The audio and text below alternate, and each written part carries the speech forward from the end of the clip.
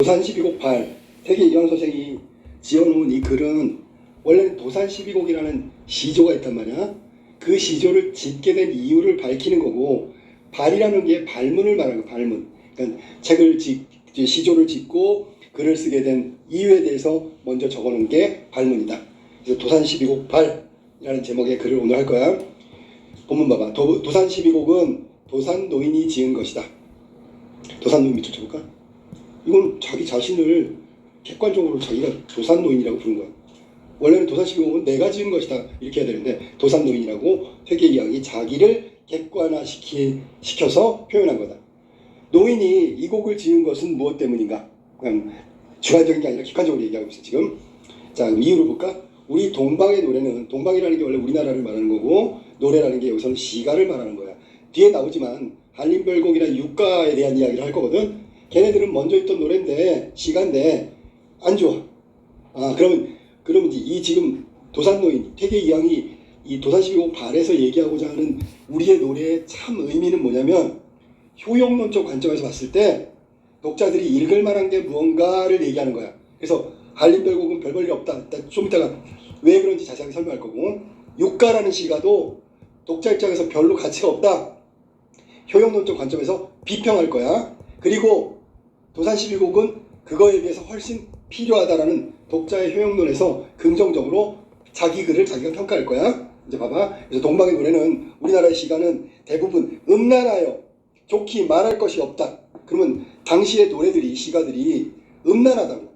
특히 한림별곡이 귀족적이고 태폐적인 노래이기 때문에 아주 제일 신랄하게 비판한 그 당시의 시가란 말이야. 바로 나오지, 그지? 한림별곡과 같은 유는, 그 부류는 글하는 사람의 입에서 나왔으나, 자, 글하는 사람이면 좀 글을 짓고 지식인이란 얘기잖아. 그 사람 입에서 나왔으나 교만하고 방탕하여 겸하여 둘 다 갖고 있다는 거지. 점잖지 못하고 장난기가 있어 더욱 군자가 숭상해야 할 바가 아니다. 자, 먼저 한림별곡 당시에 글하는 그 지식인이 지었다고 하는 이 글이 어느 정도냐면, 교만방탕한 데다가 점잖지 못하고 장난기가 있어. 그러면 군자라면 이런 글은 읽으면 안 돼. 일단 한림별곡에 대한 이황의 비판이 나와서 비평. 그 다음 오직 근세에 이별의 육가가 있다. 육가라는 글이 있다고. 이별이라는 게 이재현이라는 당시에 그 뭐라 그래야 돼, 글 짓는 지식인의 손자거든, 후손이거든. 그래서 이별이라는 사람이 지어놓은 게 육가인데, 얘는 한림별곡보다 조금 괜찮아. 왜냐하면 세상의 성대하게 전하니 오히려 그것보다, 한림별곡보다는 좋다고 하나, 조금 나아. 그래도 세상을 희롱하고, 나쁜 점 비평, 희롱하고, 이거 육가야. 육가 불공하고, 불공이라는 얘기가 공손하지 못하고 라는 뜻이고, 온유도누. 자, 이게 온유도누라는 건 사실은 이황 입장에서는 온유도누라는 게 성격을 온화하게 하고 부드러우며 인정이 두터, 좋은 거잖아, 그지? 이게 퇴계 이황이 지향하는 바인데, 온유돈후한 내용이 적어. 뭐가? 육가가 애석하게 여긴다. 그래서 당대 시가의 대표적인 한림별곡에 대한 신랄한 비판. 그 다음에 한림별곡보다 조금 낫지만 육가는 세상을 희롱하고 불공한 데 뜻만 있고 온유돈후가 적기 때문에 또 비판. 그러면 당대에 많이 읽었던 글 두 가지를 놓고 비판했단 말이에요. 그러면 읽을 게 없다는 얘기잖아. 그래서 자기가 도산 12곡을 짓게 됐다라는 얘기야.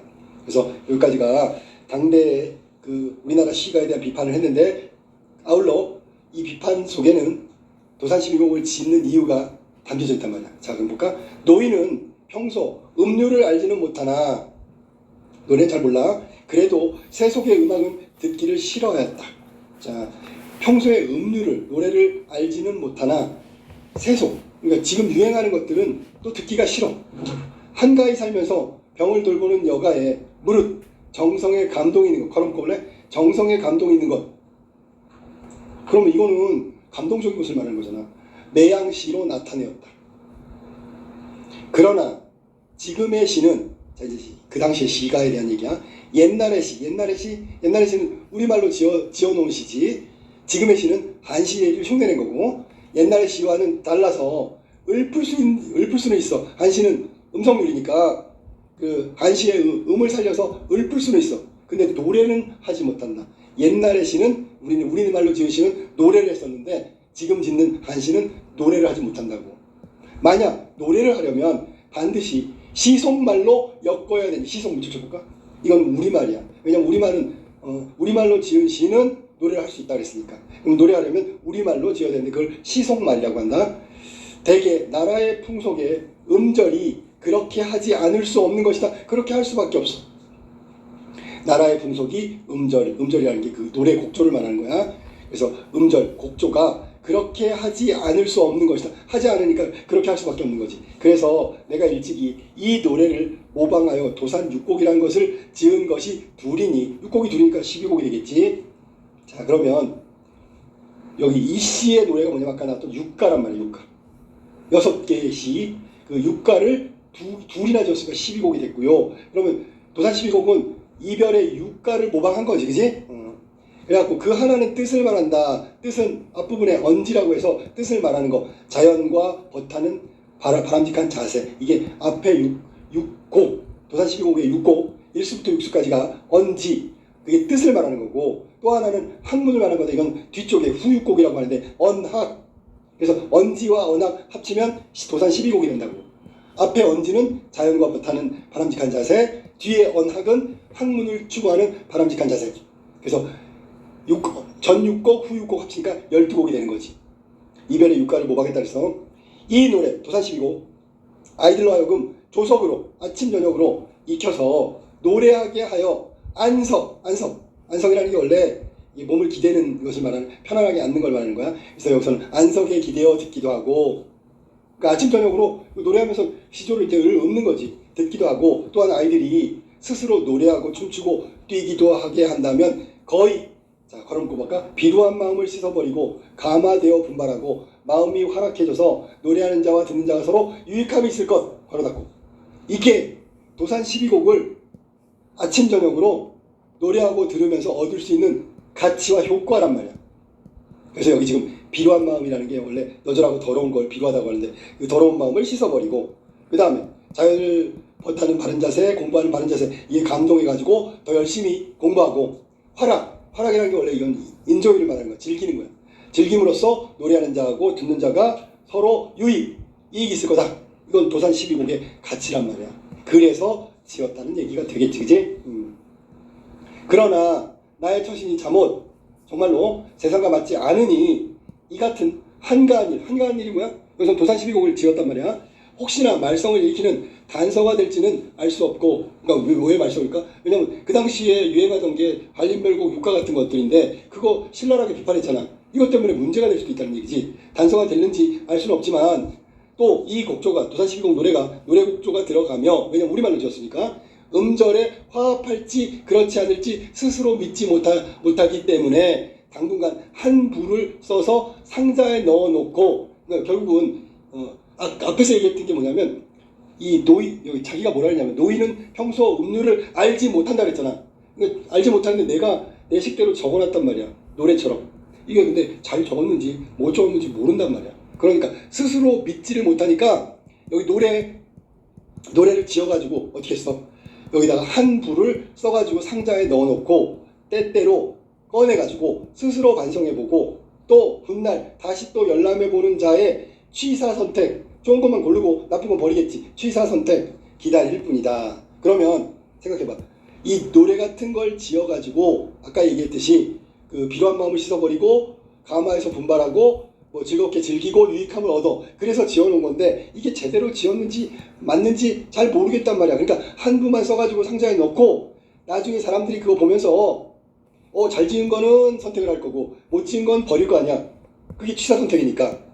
그렇게 해서 노래를 불렸으면 좋겠다라는 얘기란 말이야. 그러면서 맨 마지막 괄호까지 가정년을축 늦봄 16일에 도산 노인이 쓴다. 그래서 마지막에는 날짜를, 가정년은 1565년이고 16일은 음력 16일을 말하는 거고, 누가 지었다? 도산 노인 퇴계 이양이 지었다라는 걸 지은이하고 날짜를 맨 마지막에 적어놓는 거야. 지금 한 게 도산 12곡이라는 시조, 우리 노래 시가를 지으면서 왜 지었는지 다 자기 얘기를 써놓은 거야. 그 대표적인 뭐냐면 이런 얘기야. 한림별곡 당시 유행했단 말이지. 근데 이게 너무 음탕하고 방탕하고 점잖지 못해. 장난기가 많아. 그러니까 이거는 읽으면 안 된단 말이야. 그 다음에 육가, 이별의 육가가 있는데 얘는 또 남을 또 희롱하고 공손하지 못하고 그 다음에 퇴계이양 선생이 추구하는 온유도누 이거에 맞지가 않는단 말이야. 너무 적어. 그러니까 얘네들은 우리나라 노래인데도 불구하고 당시 유행함에도 불구하고 별로 좋지 않단 말이야. 그래서 내가 노래로 부를 수 있는 우리말로 적은 시조 도산 12곡을 썼단 말이지. 이거는 이별이라는 사람이 써놓은 육가 비판했지만 그걸 모방해갖고 전 6곡 후 6곡 해서 12곡을 썼단 말이야. 전 6곡은 자연을 대하는 바람직한 자세, 후 6곡은 공부한 학문을 하는 바람직한 자세에 대해서 내용을 담고 있는 거야. 그러니까 유익하단 말이야. 왜 유익해? 읽으면 반성하고 공부하고 이렇게 해야 되겠다. 그러니까 이런 독자 효용론 쪽 관점에서 본다면 도산 12곡이 유익하다, 가치가 있다라는 얘기를 하면서 그래서 지었다고 내력을 얘기한 거란 말이야. 자, 이렇게 해서 도산 12곡 시조가 아니고 발이란 말이야. 발. 그 도산 12곡 그 영상은 있으니까 그거 나중에 보도록 해요. 이것도 봐야 되겠지. 진짜는 도산 12곡인데. 자, 정리한번 해볼까? 자, 도산 12곡 발은 문학의 효용론 쪽 관점, 그럼 독자가 문학을 접했을 때 얻을 수 있는 거, 그것을 기준으로 해서 한림별곡과 육가를 비평하고 있다, 비판하고 있다. 그 다음에 유교적 가치관은 맞는 거지. 자연을 대하는 바람직한 자세, 공부하는 바람직한 자세, 그러니까 유교적 가치관이지. 그 다음에 우리말로 지은 이유는 노래처럼 하라고 한 거야. 한시는 노래가 안 된단 말이야. 뜻은 있지만.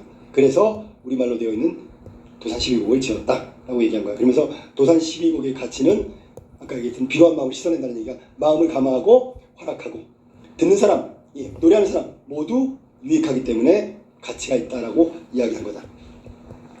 자, 이게 도산 12곡 발의 내용이야. 아까 얘기했던 그 한림별곡 잠깐 얘기해볼까? 한림별곡은 당시 4대부 양반이 쉽게 얘기하면 잘난 척하고 지어놓은 글이란 말이야. 근데 귀족들의 생활상이 너무 퇴폐적이고 향락적이고 노는 거야. 그래서 막 그네 타면서 희롱하는 거, 자기가 무슨 책이 많다는 걸 자랑하는 거, 글 짓는 걸 엄청 잘한다는 거, 이런 것들이야. 경기체가라고 하지. 그래 종류는 한림별곡. 그 다음에 육가라는 거 아까 이별이라는 사람이 박팽년의 외손자고 아까 이재현의 손자란 말이야. 후손. 그래서 이 사람이 지은 건 전체 육수로 되어 있어. 이걸 모방한 게 도산 12곡의 전 6곡, 후 6곡 이렇게 되는 거지. 세상에 대해서 비판적인데 굉장히 공손하지 못한, 풍자가 너무 지나쳐서 불공한 표현들이 많이 나오고 온유도누한 것이 너무 적은 내용의 글이라고 도산 12곡 태계이양은 그렇게 비판적으로 바라보고 있는 글이란 말이야. 자, 그러면 마지막에 노래하는 자와 듣는 자가 서로 유익함이 있을 것이다. 이게 바로 문학의 효용론 쪽 관점의 기준으로 평가한 거란 말이야. 자기가 자기 작품을 이렇게 평가한 거야. 알았지? 도산 12곡 8. 이어서 사치냐. 신사임당이 지어놓은 사친이라는 이 시는 이제 시집가고 난 다음에 친정에 계신 어머니가 그리워. 그 어머니에 대한 그리움을 노래한 대표적인 한시다. 이거 지금 현대어를 번역한 거지. 원래는 한시로 되어 있다. 그럼 어머니를 그리워한다는 건 결국 고향을 그리워한다는 것과 같은 맥락으로 이해해야 돼요. 어머니가 계신 곳이 고향이기 때문에 어머니를 그립다, 고향을 그립다. 보통 이런 경우에는 이런 것도 나오지. 어린 시절의 추억, 이것도 나오는 거야. 보통은 전부 다 하나라고 생각하면 돼. 이미지로 본다면 친구나고 뭐 좋았던 시절, 그때 당시를 떠올린다라고 생각하면 되고, 여기서는 어머니에 대한 그리움, 고향에 대한 그리움이 아주 사무치단 말이야. 그래서 사친의 친은 원래 친이라는 게 부모를 말하는 건데 여기서는 어머니를 이야기한다. 자, 그럼 한번 볼까? 조선시대 때 여인들이 출가하면 다시는 고향에 돌아올 수가 없지. 가끔 온다고 하더라도 그거는 힘든 일이니까.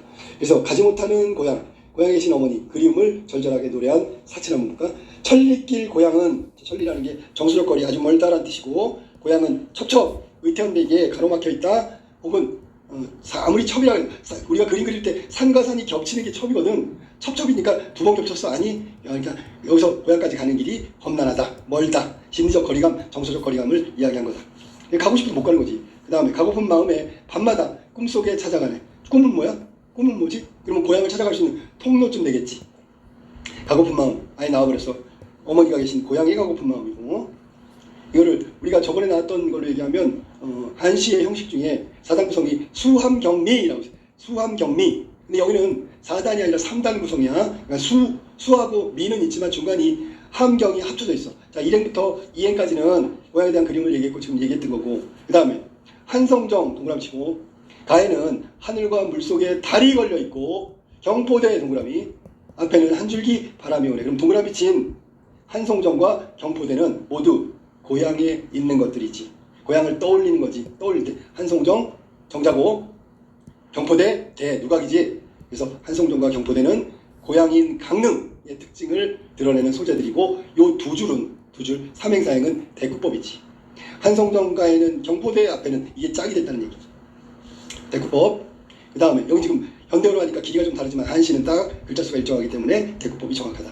그 다음에 갈매기 동그라미. 모래톱에 모였다가 터졌다. 고깃배 동그라미. 고깃배들은 파도 위로 왔다 갔다. 역시 그 동그라미 친 것도 한송정, 경포대, 갈매기, 고깃배 모두 고향의 특징 혹은 고향을 떠올리면 딱 인상적으로 떠올리는 소재들이란 말이야. 그리고 이 갈매기하고 고깃배 이 두 줄도 대구법이 되겠지. 그 다음에 언제나 이 지금 읽은 한송정부터 고깃배들이 파도 위로 왔다 갔다 요거 전체가 수함경미 이 한시의 사단 구성 중에 함하고 경 이게 합쳐져 있는 거야. 그래서 1, 2행은 수, 지금 3행부터 6행까지는 함경, 함년, 경년 이렇게 얘기하는 거야. 그 다음에 마지막 두 줄 7, 8행은 미, 그래서 3단 구성이 돼버린 거야. 그래서 마지막 미련 한번 볼게요. 미련, 연이라는 게 연을 말하는 거야. 자, 언제나 강릉길을 다시 밟고 가. 자, 강릉이 바로 돌아가고 싶은 혹은 그리워하는 고향, 친정이란 말이지. 색동옷 입고, 색동옷 입고 언제? 어린 시절 어머니 곁에서 바느질을 할까. 이게 아마 신사임당 입장에서는 어머니하고 같이 지냈던 어린 시절에 아주 기억에 많이 남는 인상적인 추억의 한 장면인가 봐. 그때로 돌아가고 싶다라는 소망을 드러냈는데 의문형으로 돼 있어. 의문형 알았니? 의문형을 통해서, 의문의 형식을 통해서 소망을 드러내고 있다. 그럼 색동옷 입고 어머니 곁에서 바느질한 건 언제라고? 어린 시절의 추억이란 말이야. 자, 그래서 이게 마지막 7, 8행이 마지막 미연이 된 거지, 그치? 어머니에 대한 그리움. 그러면 첫 번째 수에서는 1, 2행에서는 고향에 대한 그리움, 마지막은 어머니에 대한 그리움. 근데 둘 다 똑같은 거라고 보면 되겠지, 그치? 자, 그 다음에 뒷부분에 와서는 과거, 회상처럼 과거로 넘어갔던 거야. 과거에 대한 그리움, 어린 시절에 대한 그리움으로 넘어갔다. 자, 그럼 이 사친, 어머니를 그리워하는 사친의 글의 특징을 잠깐 한번 살펴볼게. 지금 한시라고 아까 얘기했는데, 사친은 첫 번째 줄에 첩첩, 천리길 이런 것들이 과장법이라고 하는 거야. 과장된 표현. 그 다음에 천리가 심리적 거리감, 정서적 거리감이라고 얘기해. 그 다음에 설적 표현, 맨 마지막에 나오지. 의문형을 통해서 정서를 강조하고 있다. 그리움을 강조하고 있는 거. 언제나 바느질할까. 뭐 이런 거. 그 다음에 그리운 고향 모습을 시각적으로 형상했다. 아까 나왔던 소재 있잖아. 한송정, 경포대 뭐 이런 거. 고깃배, 갈매기 이런 것들 말하는 거야. 자, 그 다음에 사친의 특징은 자, 현실은 돌아가고 싶은 마음인데 그리워하는 곳에 가고 싶어. 엄마 만나고 싶어. 안 되니까 그러면 이루지 못한 걸 어디서나마 이룰 수 있어? 꿈이라고 했지. 꿈. 그러면 꿈속에서 고향에 그리워하던 어머니를 만나거나 고향에 가게 되면 그 그리움을 달래주지, 그지? 위안이 되는 거지. 그러니까 화자한테는 긍정적인 어떤 일이라고 이야기해야 돼요. 꿈속에서만 갈 수 있다고 했으니까.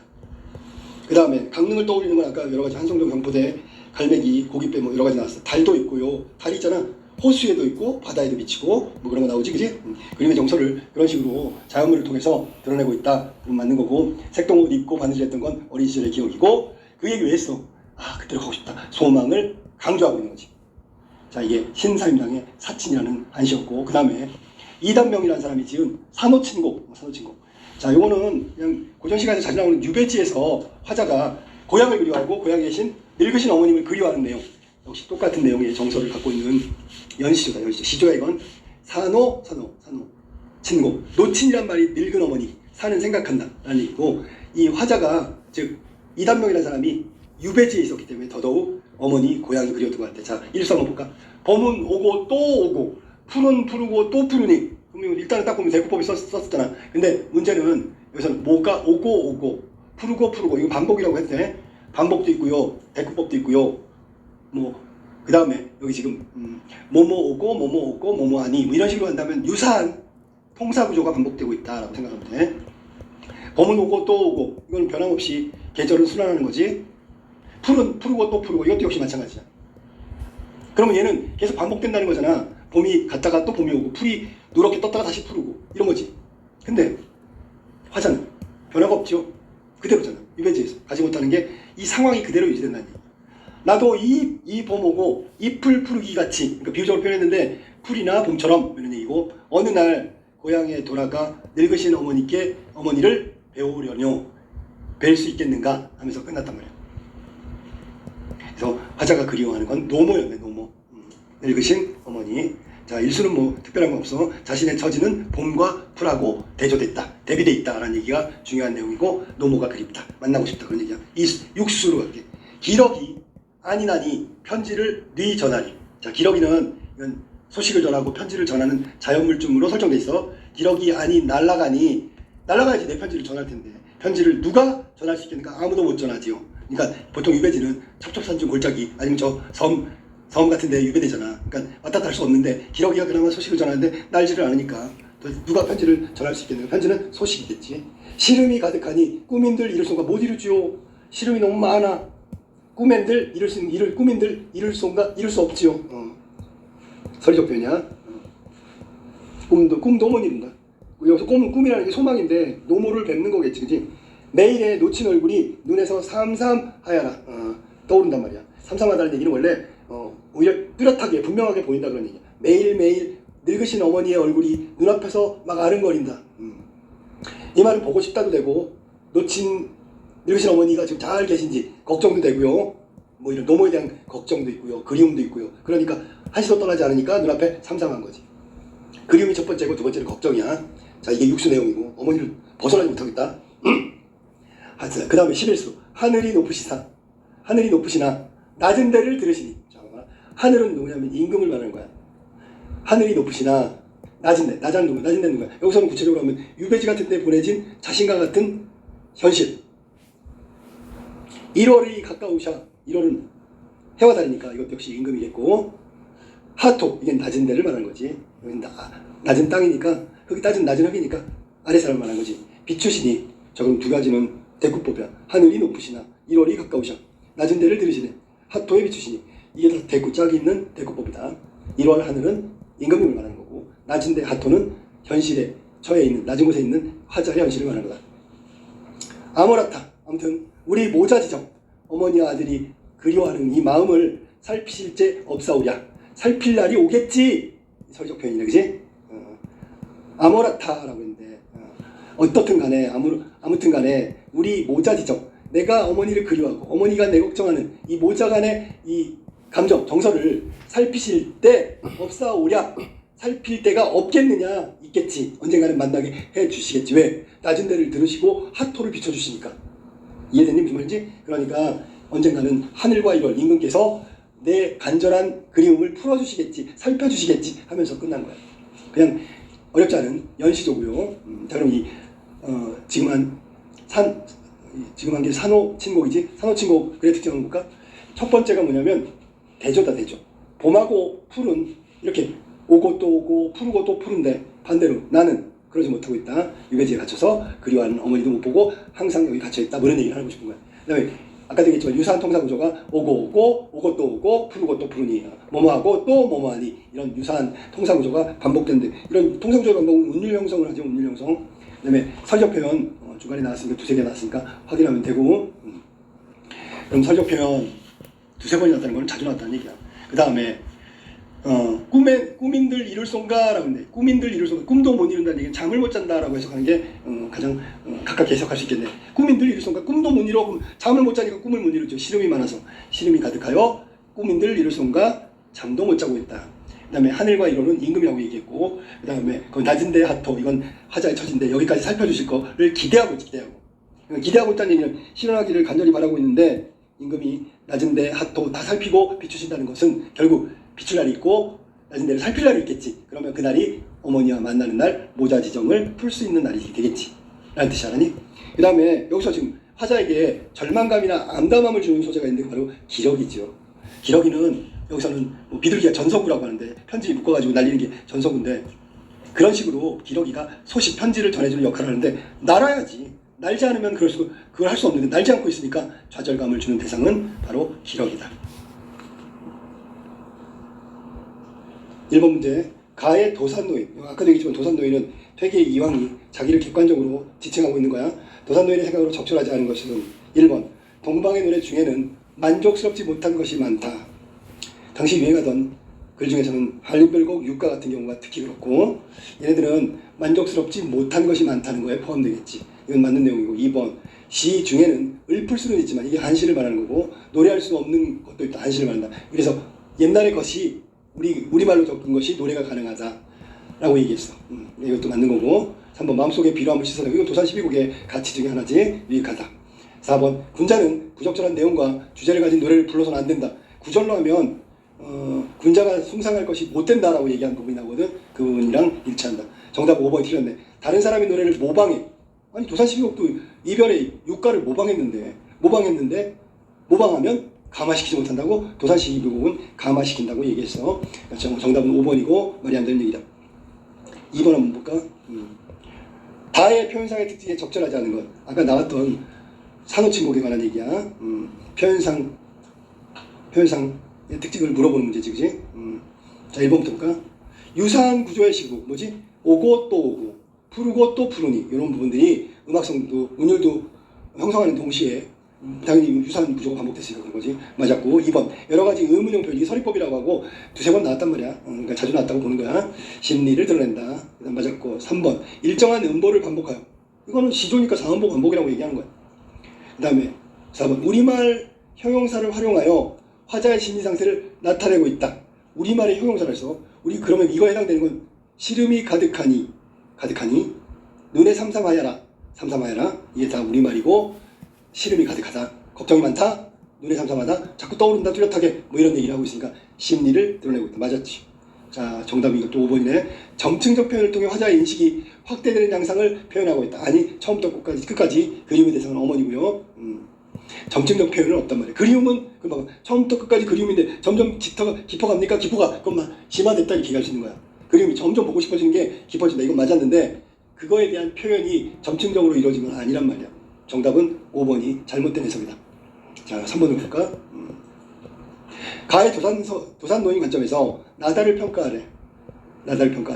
적절하지 않은 것. 1번, 나는 한자로 정착된 한시. 아까 사친이 한시라고 그랬어. 시 속의 말로 엮지 않아도 읊을 수는 있다 했지. 노래는 안 돼. 읊을 수는 있단 말이야. 한시는 읊을 수가 있어. 하지만 옛날의 시처럼 노래하지는 못해. 이게 도산 노인의 관점이잖아. 한시는 읊을 수 있어. 맞았고요. 2번. 지금 3번 하는 거지, 그치? 적절하지. 2번. 나를 화자와 비슷한 처지에 있는 우리나라 사람들이 읊는다면 노래가 이거 틀렸잖아. 한시는 노래할 수가 없다니까. 그래서 도산 12곡 우리말로 지어놓은 이유가 밤낮으로 조석으로 노래하고 듣고 이렇게 하라는 얘기잖아. 정답은 2번이 틀렸다. 노래할 수도 있고 이게 틀렸다. 3번. 다는 시 속의 말을 활용하여 표현한 작품이야. 그럼 시속말로 했다면 우리말이고 그러면 노래할 수 있는 거지. 4번. 나와 다 모두 시인의 마음속에 담겨있는 감동을 시로 표현한 거라고 볼 수 있군. 그 감동이 뭔데? 그리움. 5번. 나와 다는 모두 효를 주제로 하고 있고요. 인정을 드러내는 작품. 인정이라는 게 불쌍한 사람 돕는 게 아니라 사람의 마음이 인지상정. 그렇다면 군자가 숭상하지 못할 이유가 없겠군. 숭상할 수 있겠지. 아니, 군자가 효도하는 거. 이게 군자라서가 아니라 인정이라고 얘기했기 때문에 누구나 다 해당되는 거야. 그러면 당연히 군자도 그 안에 포함되는 거겠지. 맞았어. 정답은 2번이고 노래할 수 있겠군. 틀렸지? 노래 못해? 3번 내 답은 2번이고 4번 가볼까? A와 B에 대한 설명으로 가장 적절한 것은 A가 뭐냐면 위에 본문에 A는 꿈, 그리워. 어머니가 그리워. 꿈속에서 만나는 거고 B는 꿈도 못 이룬다 그랬지. 잠을 못 이루니까 꿈을 못 이루지요. 꿈을 꿀 수가 없는 거네. 그러면 2번하고 A와 B에 대한 설명을 가죠. 자, 1번. A, B 모두 이루어질 수 없는 비현실적 상황을 가정하고 있다. 이루어질 수 없는 비현실적. 여기서 잠자고 꿈꾸는 이유가 뭘까? 그만큼 간절하다는 걸 드러내는 거잖아. 맞지, 그치? 너무너무 그립다는 걸 드러내는 거잖아. 그러니까 1번 같은 경우에 고향에 대한 그리움, 어머니에 대한 그리움, 비현실적 상황은 아니지요. 살아있으면 언젠간 만나겠죠. 이거 지금 살아있는 상황에서 만난다는 건 완전히 비현실은 아니란 말이야. 언젠가는 만나겠지. 물론 못 만날 수도 있어. 근데 기대하니까 그리워한다는 건 기대하고 있다는 거잖아. 그러면 비현실까지는 아니죠. 그래서 틀린 해석은 비현실적 상황이라는 게 틀렸단 말이야. 2번. A와 B 모두 화자가 겪는 괴로움을 극복하는 계기가 된. 아니지. 오히려 만약에 못 보는 사람 보고 싶은데 못 보는 게 그리움이라면 그 그리움이라면 그게 고통이라면 괴로움의 원인이 될 수도 있다고.